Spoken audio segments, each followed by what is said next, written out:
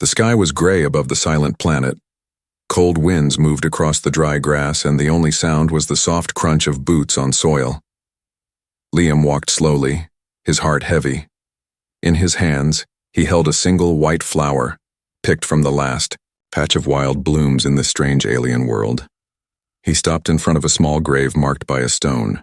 There were no names, no carvings, only a quiet place, for someone the colony believed was gone forever. Liam knelt beside the grave and placed the flower on the dirt. "I'm sorry, Sayalari," he whispered. "I should have been faster, smarter. I should have protected you." The memories rushed back. Just 2 weeks ago, Sayalari had smiled at him in the training yard. She wasn't like the other aliens. She had soft lavender skin, glowing violet eyes, and a kind heart. She had learned English faster than anyone else in her class. She laughed at Liam's jokes. She even brought him fruit from her village when she thought he looked tired. Then one day, she disappeared. The search lasted for days. They found torn clothing, blood on the rocks, and strange tracks like claws. The colony said she had been taken by the predators that hunted in the southern forest. No body, no sign, only this grave. Liam's voice trembled. "You weren't just some alien girl to me. You were my friend. Maybe more than a friend." He sat back and closed his eyes, letting the silence wrap around him. The wind blew softly again, and then something touched his shoulder. Liam froze. His eyes flew open. A pale, dirty hand rested on his arm. Thin fingers, trembling, but alive. He turned his head slowly. Sayalari stood behind him.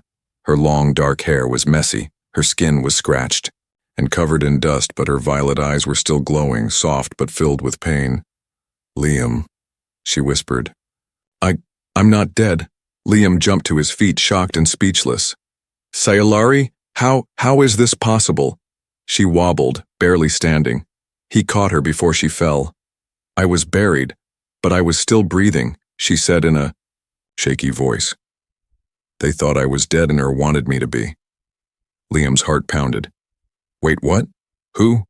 What happened to you?" "I don't know everything yet," she said. "But someone did this on purpose.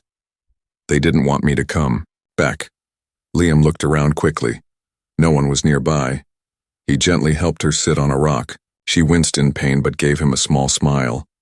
"I knew you'd come," she whispered. "I didn't know. I thought you were gone," he said, tears building in his eyes. "I came to say goodbye." "You said it," she said with a weak smile. "But now I need your help." Liam took a deep breath, steadying himself. "Anything, just tell me. Don't let them know I'm alive." "Not yet," she said, gripping his hand. "Not until I understand why they tried to bury me." Liam nodded. "All right, we'll figure this out. Together." Far above them, a drone hovered in the clouds. A red light blinked once, then disappeared. Someone was watching, but for now, Liam only looked at the girl he thought he had lost. His best friend. Maybe something more. And he promised himself this time, no one would take her away again. Liam guided Sayalari through the dark trees, moving carefully. She could barely walk, leaning against him for support. Her skin was cold. Her breath was shaky, but her eyes were sharp with fear. Not fear of the forest, fear of people. They didn't return to the colony. Instead, Liam took her to an abandoned terraforming station hidden beneath the hills. It hadn't been used in years. Rusted walls, broken lights, but it was safe. No patrols, no eyes. He laid her down on an old cot and covered her with a heat blanket. "You need rest," he said gently. Sayalari didn't sleep. She stared at the metal ceiling and whispered, "They buried me, even though I was alive." Liam frowned. "You said it was on purpose." She nodded slowly. "Yes, I remember. Pieces. Tell me everything." She sat up, shivering. "After I was taken from the training yard, I woke up underground. Cold walls, metal, no windows, just lights and voices. Voices? Liam leaned in. One was human, she said. A man, older. Calm, he said. She knows too much. We can't let her talk. Liam froze. What did you know? I saw something I wasn't supposed to. Her voice cracked. In the lab, near the biology sector. Salari looked at him, her eyes wide. They were studying us. Not just helping. They were changing us. Liam felt a chill crawl up his spine. What do you mean, changing? I think. They were doing tests to make hybrids, part human, part alien, using DNA from both. She touched her own chest. They used me, without asking. Liam stood up and began pacing. That's impossible. We signed peace treaties with your people, no experiments. Not everyone follows the rules, Salari whispered. A moment passed. Then she added, There's a hidden chamber under the labs. That's where they took me. I escaped when the power went out, crawled through vents. I reached the surface but collapsed. Next thing I knew, I woke up in a grave. Liam stared at her, horrified. Who buried you? I don't know, she said. But someone wanted me gone. Liam clenched his fists. I'll find out, I promise. But Salari caught his wrist. No, don't let them know I'm alive. Yet, why? Because if they know, they'll try again. There was silence in the old station, only the sound of wind pushing against metal walls. Liam finally said, Then we start with the lab. We go back. Salari nodded slowly. There's a panel under the west wing. If you open it, you'll find a door. The chamber is below. Can you walk? She looked at him. I can try. That night, dressed in black, they crept toward the colony. The lab was quiet. Most of the scientists had gone home. Liam knew the patrol shifts. He timed every movement. In the shadows, they reached the west wing. Salari pointed to a dusty floor panel. Liam pried it open with a rusted tool. Beneath it, cold steel, a hidden keypad. He looked at her. Do you remember the code? She paused, then entered it with shaky fingers. 492 Nayu. The panel clicked. A section of the floor sank down, revealing stairs. Cold air rushed up from below. Liam helped her down. Each step creaked. At the bottom, a secret chamber, long and wide. Glowing tubes lined the walls. Inside them, alien bodies floated in thick liquid, some sleeping, some awake, some dead. Liam's breath caught in his throat. Salari trembled beside him. This is what I saw. Suddenly they heard a voice from the shadows. You shouldn't have come back. A light snapped on. A man stood at the far end. Gray hair, white lab coat. A colony leader. Liam's eyes widened. Dr. Merrick?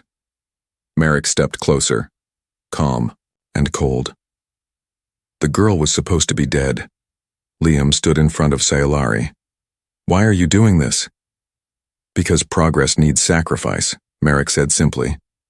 And she was a small price, Salari whispered. They'll kill us. Liam's hand went to the small stun blaster at his side. Not tonight. The lights flickered. Then alarms began to ring above. Someone else had noticed the breach, and the hunt had begun. They ran. Down the cold metal hall, past glowing tanks and glass cages. Liam held Salari's hand tightly, leading her through the hidden chamber's maze. Behind them, alarms wailed like sirens in a storm. Somewhere above, the colony guards were coming. They found an old cargo tunnel behind a broken panel. It led them out of the lab and into the thick forest outside the colony. Rain had started to fall, washing blood and dust from Salari's skin, but her eyes were fixed on something far away. Memories. They reached the abandoned terraforming station again. Once inside, Liam sealed the door and dropped to the ground, breathing heavily. Salari leaned against the wall. Her voice was soft but sharp. I know who he is now. Dr. Merrick. He was the one in the shadows when I was locked in the tank. Liam wiped rain from his face. Why you? Why not others? Because I fought back, she said, and because I wasn't supposed to exist. Liam looked at her. What do you mean? Sayalari sat slowly and pulled her knees to her chest. My kind, our tribe was hidden for generations. We are called Veliari. Our minds can speak without sound. Some of us can see thoughts. We were wiped out in the old wars. Only a few of us survived. But the colony leaders didn't want the galaxy to know. They tried to erase you, Liam said quietly. She nodded. They took my blood, ran tests, tried to copy my gifts, but they couldn't control it. Liam stared at her. Why didn't you tell me this before? I didn't trust anyone, she said, until now. Later that night, as Sayalari slept in the back room, Liam sat alone, going through his old colony tablet. He still had access to restricted files, left over from his engineering clearance. He tapped through logs, dates, and video feeds, and then he found it. Log file 12A, laboratory security feed. Subject showing increased resistance. Telepathic signs confirmed. Begin suppression procedure. In the video, Sayalari floated inside a glass chamber, eyes closed, breathing shallow. Men in suits walked around her, taking notes. One of them was Dr. Merrick. Liam's stomach turned. Another file. Message from Command Private. If the test succeeds, we'll begin Phase 2. Hybrid soldiers with telepathic control. Keep the girl silent. We can't risk exposure to the Council. Liam closed the tablet, trembling. They weren't just studying her, they were trying to build weapons. He stood up, walked to Sayalari's room, and sat beside her. She opened her eyes slowly. I saw the files, he said. They were going to use you. I know, she whispered. But they didn't understand one thing. What? She reached out and touched his forehead lightly. A strange warmth passed between them. For a moment, Liam saw a flash, a memory not his own. Sayalari as a child, hiding in a forest. Soldiers burning her village, her mother whispering, Run, you must survive, you're the last. Liam gasped and stepped back. You showed me. She nodded. My gift. It's growing stronger. Can you use it against them? He asked. I can, but it's dangerous. It can break people. Then teach me how to stop them. You're human, she said softly. They'll listen to you. No, they won't. Not after I helped you escape. She looked at him for a long time. Then said, There may be one more chance. Before sunrise, they traveled to the old listening tower north of the colony. It hadn't been used in years, but Liam knew it had something valuable. A long-range transmitter. We can use this to send a message to Earth's High Council, he said. If they know what the colony leaders are doing, they'll shut it down, Sayalari finished. But when they reached the tower, they weren't alone. A young girl stood inside, barefoot, alien, with bright yellow eyes. She wore a colony uniform, but her skin shimmered in the dark. Who are you? Liam asked, stepping forward. The girl tilted her head. I heard your whispers. Sayalari's eyes widened. She's like me. The girl nodded. You're not the last, sister. Liam stared at them both. There were more like her, and the war hadn't even started yet. The sky was blood orange when the hunt began. In the early light, drones flew like silent shadows across the forest, scanning with red beams. Soldiers marched in rows through the undergrowth, their boots crushing leaves and soil. Dogs, mechanical and alive, sniffed the air for signs of movement. The command had gone out only hours ago. Find the girl. Kill the traitor. Recover the stolen data. Do not let them reach the transmitter. The colony wasn't asking questions. They were preparing for war. Inside the old listening tower, Liam worked fast. The transmitter console was ancient, dusty and full of blinking lights, some dead. He had pulled off broken panels and connected power from a backup generator he carried on his back. Sayalari stood by the window, staring into the woods. Her hand rested on the shoulder of the strange alien girl they'd found the night before. the one with glowing yellow eyes and shimmering skin. Her name is Arani, Silari said softly. She's from another tribe. They've been hiding in the deep caves, waiting. Liam looked up. Waiting for what? For a sign that it's safe, Arani said. Her voice was clear, like wind through glass. You are that sign. Liam blinked. Me? Silari nodded. When you chose to help me, you became part of something bigger. Liam checked the signal range on the screen. I don't know if this transmitter will reach Earth Command, but I can boost the frequency. Might take 10 minutes. You have 5, Arani said. They're coming. In the trees, Captain Drell of the Colony Security Force spotted heat trails, 3 figures inside the tower. He raised his hand. Found them. Behind him, 6 armored soldiers aimed their plasma rifles. Do we take the shot? One asked. No, Drell growled. We need her body intact. The human, however, is disposable. Inside the tower, Liam finished the last wire connection.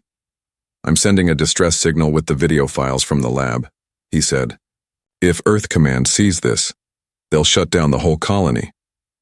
He pressed the final button. A red light blinked. Uploading.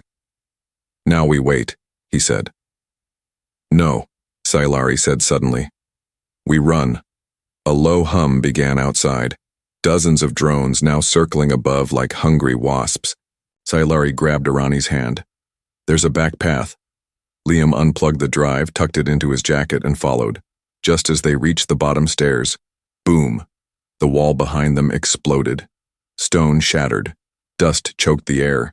Liam flew forward, crashing against the metal railing. When the dust cleared, Captain Drell stepped through the smoke. Gun raised. There's nowhere left to hide. Silari stood in front of Liam, shielding him. Her eyes blazed violet. You buried me once, she said, voice shaking. You won't do it again, Drell sneered. Your property. A failed experiment, nothing more. Arani stepped beside her, silent. Then raised both hands.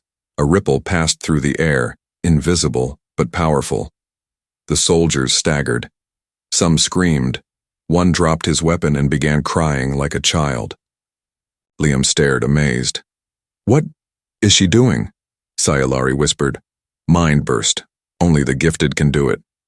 Drell snarled, lifted his rifle, and fired. Crack! Silari cried out as the blast hit her shoulder. She fell to her knees. Liam jumped forward, grabbing the gun from a fallen soldier and firing blindly. The recoil shook his arms, but the plasma blast struck Drell in the chest. The captain flew backward, crashing into debris. More soldiers stormed in from the trees. Liam grabbed Silari, pulling her up. We have to go, he shouted. I can't, she said. Leave me. Not again, he yelled. I won't lose you again. Arani raised a shield of force with her mind, stopping more plasma fire. The 3 of them stumbled down the trail behind the tower. They ran for minutes, then hours, dodging patrols and traps. They didn't stop until they reached a place even Liam didn't know existed, the Singing Valley. The valley was covered in tall, glowing plants that made soft music when touched by wind. Beneath them were caves, safe caves. Inside, Silari lay on a stone bed, bleeding but alive. Liam cleaned her wound with a cloth. The blast missed the heart, he said. You're lucky. She smiled weakly. I'm lucky because of you. Arani sat beside her. You need rest. Your power will return. Liam pulled out the drive again. The signal was sent. Earth Command must have received it. They'll come, Silari whispered, but not for a rescue. What do you mean? They'll come to cover this up, Arani said. To finish what the colony started. Liam's jaw tightened. Then we don't wait for them. He stood up. We show the galaxy the truth ourselves. That night, in the deepest cave, Silari lit a blue flame. Other shapes began to appear, dozens of them, more survivors, more gifted, more like her. She looked at Liam. You gave us hope, she said. Now you have to lead us. Liam hesitated. I'm not a leader. You are now, she said. Because you're the only one who still believes in both sides. Liam looked out at the stars. The manhunt had begun, but so had the resistance. Deep below the Singing Valley, in an ancient alien chamber hidden beneath layers of rock and time, Liam held a torch carved from strange crystal. The blue fire danced in the dark, lighting the curved walls covered in alien markings. He had never seen anything like it. Silari stood beside him, her arm in a sling from the plasma blast, but her steps were steady now. Arani followed closely, her eyes wide with wonder. "This place," Liam whispered. "It's not just a cave." Silari nodded. It was a sanctuary, a long time ago before the colonists arrived. She pressed her hand to the stone wall. With a hum, the wall glowed, revealing a door. It slid open silently. Inside, the air was thick and warm. Vines glowed along the ceiling. In the center of the chamber stood a large circular platform with control symbols carved into it. Around the room were stasis pods, 20 or more. Inside them were beings like Silari and Arani. Some were children. Some were warriors. Some were barely alive. Liam stepped back. "They're all Veliari?" "Yes," Silari said softly. "My people. The ones who were hunted, captured, and silenced. Why are they frozen? It was the only way to survive. This chamber protected them from the purge." Liam looked at the control platform. "Can we wake them?" "Not yet," Silari said. "We need to make sure it's safe. If they rise now, the colony forces will find and kill them." Arani added, "We need time to plan." Meanwhile, at the colony HQ, Dr. Merrick stood before a flickering hologram of Earth Command. "We've lost them," he said, trying to hide the anger in his voice. A voice replied from the hologram. "You let 2 hybrids and 1 civilian escape. With classified data?" "They're more than hybrids now," Merrick muttered. "The girl has evolved. She's using her abilities fully. The humans helping her." "They're spreading lies," the voice hissed. "Then you will clean this mess. Use any means. No survivors. Earth cannot afford another rebellion." "Yes, Counselor," Merrick said. "I will activate the black signal." Back, in the hidden chamber, Liam discovered something strange inside the control panel, a holographic recording. He tapped it. A figure appeared. A woman, alien, wearing ceremonial robes. Her voice was soft and melodic. "To whoever finds this message, we are not monsters. We are protectors. They came to our world with ships and promises. We gave them peace. They gave us chains. Now we sleep, until it is safe to rise again. If you are not one of them, if your heart is kind, wake us." Silari placed her hand on Liam's. "This was my grandmother," she said. "The last leader of our people." Liam turned to the pods. "She trusted someone like me, long ago." Silari looked into his eyes. "She hoped for someone like you." Later that night, the underground valley glowed with soft blue lights. Liam sat by a fire working on an old colony beacon. He had a plan. "We need to broadcast the full video footage of what Merrick did. Not just to Earth Command, but to every colony, every ship. Let them all see the truth." "But the colony controls the sky relays," Arani said. "That's why. We'll break in," Liam replied. "One final mission." He looked at Silari. "You said your people could speak without sound." "Yes. Can you speak to them?" Silari looked at the sleeping Veliari in the pods. "If I focus hard enough, I can try." She stood, walked to the center of the chamber, and knelt. Her eyes glowed softly. Her fingers touched the crystal floor. The air began to vibrate. A low hum rose around them. And then, one of the pods blinked, then another, then 5, then all of them. Liam stood frozen. One by one, the Veliari opened their eyes, confused, weak, but alive.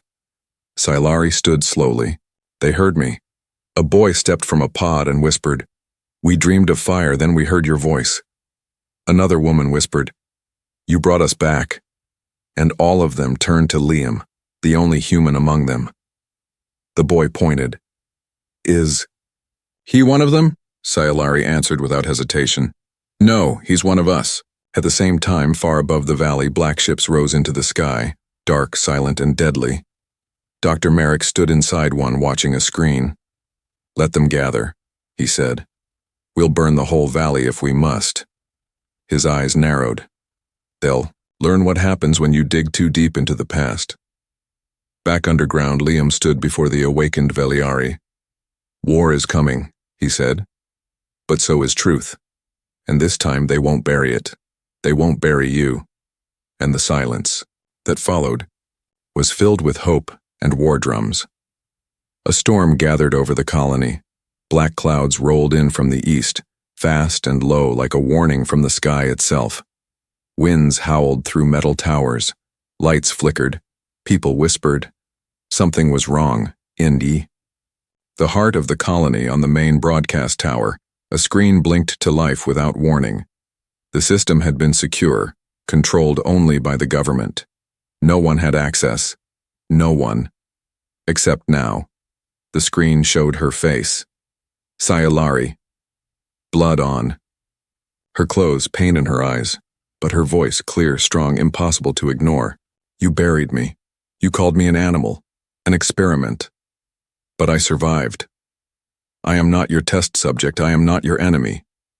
I am Veliari, and I remember everything. Behind her on the video, Liam stepped forward. The truth is out. Now. You tried to kill her, and others like her. You lied to Earth Command. You broke every law. This message has been sent to all colonies. Every council, every fleet, they all know now. Then the video changed, showing the secret lab, the stasis pods, the forced experiments, the messages from Dr. Merrick. The colony froze. Gasps, cries, rage. In homes, in ships, in streets. People had trusted their leaders. Now they saw what had been hidden for years. In the governor's hall, Dr. Merrick shouted, "Shut it down! Cut the signal." A tech officer shook his head. "We can't. It's bouncing through a dozen beacons. We've lost control." The governor slammed his fist on the table. "Then take control back." Merrick's voice was cold. "No more games. If we can't control the message, we control the people." He turned to a soldier. "Begin lockdown. Anyone caught supporting the aliens, detain them, or shoot them." But in the colony streets, people were already marching. A group of colonists, engineers, medics, even guards gathered at the gate holding signs and weapons. "We stand with the Veliari. We want answers." Inside the colony, tension boiled like lava under a thin floor, and it was about to erupt. Liam, Sayalari, and Arani stood just outside the colony wall. Behind them, dozens of awakened Veliari, some young, some old, all watching. Silently, Sayalari stepped forward and raised her hand. No words, no sound, just silence. And somehow the crowd on the wall heard her, not with ears, with minds. "We do not come to destroy, we come to live, and we will not live in cages again." Suddenly the main gate opened. A single man walked out. An older guard. Liam remembered him. His name was Captain Ron. He walked up slowly, looked at Sayalari, then took off his helmet. He bent his knee. "I'm sorry," he said. "I believed the lies, but not anymore." One by one, more colonists followed him. A mechanic, a nurse, even a junior officer. They crossed the line. They chose the truth. Dr. Merrick watched from the tower window. His face was pale with fury. "This is mutiny." The governor turned to him. "It's over, Merrick." But Merrick shook his head slowly. "Not yet." He pressed a button on his wrist device. Far above the planet, something huge moved behind the clouds. A black satellite. Its panels unfolded, revealing a weapon. The black signal device. Back in the colony square, the sky lit up. A beam of dark red energy shot toward the valley. Liam looked up. "What is that?" Arani's eyes widened. "It's meant to erase memories, minds, identities. It will wipe the Veliari clean.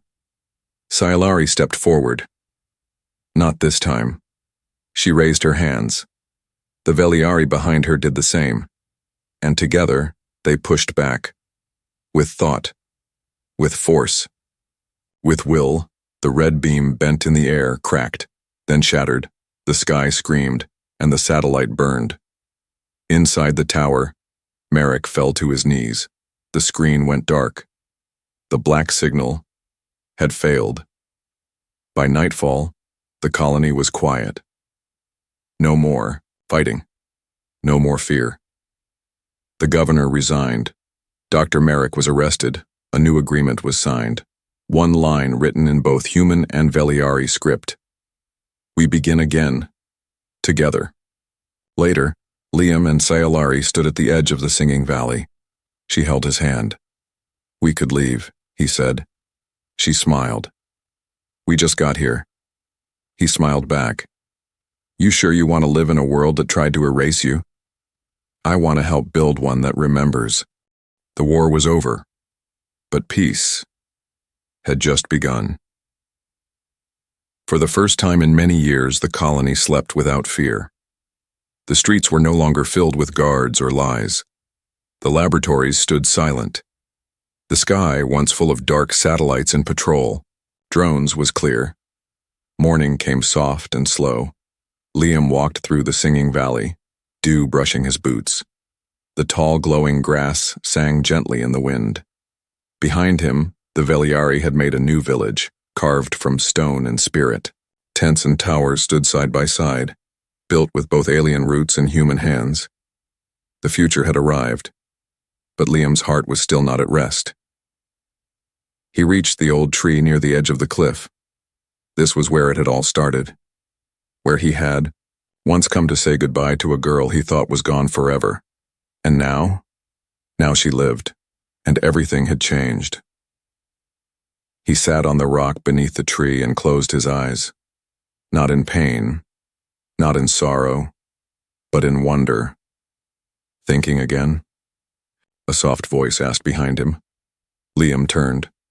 Sailari stood there, her long hair tied back with a silver thread. She wore a simple robe, but her eyes glowed brighter than ever.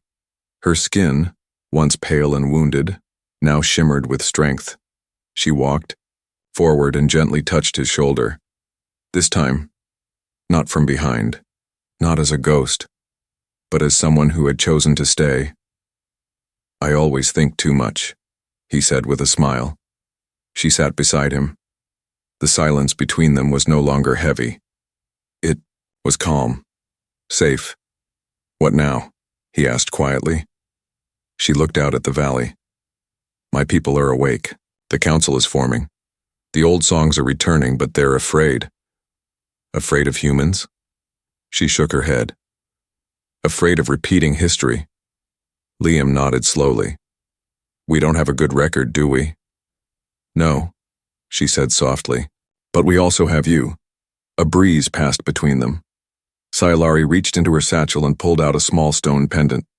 It glowed faint blue, shaped like a teardrop. My mother gave this to me the day I was taken, she said. It holds the memories of my bloodline, a record of who I am, of who we were. She placed it in his hand. I want you to carry it, now. Liam blinked. Me? You carried me, she whispered. Now carry our story. He closed his hand around the stone. It felt warm, alive, as if it could feel him back. I'll protect it, he said. She smiled. I know. That afternoon, the Veliari Council met for the first time. Under an open sky with both alien and human witnesses, they stood in a circle of stones. Liam stood beside Sailari. Arani was there too, now a speaker for the younger ones, her voice full of fire. A translator machine blinked at the center, but it was barely needed, because for the first time, everyone truly listened. The oldest Veliari elder stepped forward. His name was Valen, and he had survived the purge by sleeping for over 100 years. He spoke slowly. We are not here to forget. We are here to forgive. He turned to Liam, and to the human who walked through fire to bring one of us home. We say this: you are not guest. You are family. Cheers rose in the valley. Some cried. Some sang. Some simply held hands in silence. Liam stood still, unsure what to say. Sailari leaned in and whispered, "You're one of us now, whether you like it or not." He laughed. "Then I guess I better learn the language." But not all hearts were healed yet. Far beyond the colony, in the ashes of the old lab, a lone figure walked the ruins. It was Dr. Merrick, escaped, hiding, watching. He held a broken data pad in his hand, cracked, but still glowing. Inside it, plans. Notes, secrets, some too dangerous to speak. His eyes burned with rage. "They think they've won," he muttered. "But the galaxy is wide, and not everyone wants peace." He looked up at the stars. "They'll beg for my return one day." And then he vanished into the dust. Weeks passed. The colony was renamed New Harmony. Humans and Veliari worked side by side, building homes, schools, gardens. Children from both species played together in the sun. Liam helped design the first shared academy, where human technology and Veliari knowledge were taught equally. Sailari became a leader, by name and by spirit. But she never wore a crown, only a bracelet of stone and vine given to her by the children she had saved. She refused to rule with power. She chose to lead with kindness. One night, Liam sat outside his new home, half stone, half steel, all his own. He looked up at the stars. A voice called from behind him. "Still thinking?" He smiled. "Always." Sailari sat beside him. "You never told me what you whispered at my grave." Liam looked at her, surprised. "You heard that?" She nodded. "Even when I was nearly gone, your voice reached me." He looked down, embarrassed, then smiled. "I said, if I could trade places with you, I would." Sailari reached out and touched his face. "And I would never let you." They sat together in silence once more. Then she leaned her head on his shoulder and whispered, "Thank you for not leaving me in the dark." Liam placed his hand over hers. "I didn't save you," he said. "You saved me." The stars shone, bright that night, but none brighter than the one that lit the singing valley. A flame of memory, a fire of hope, and the beginning, not of a war, but of a world that finally chose to live together.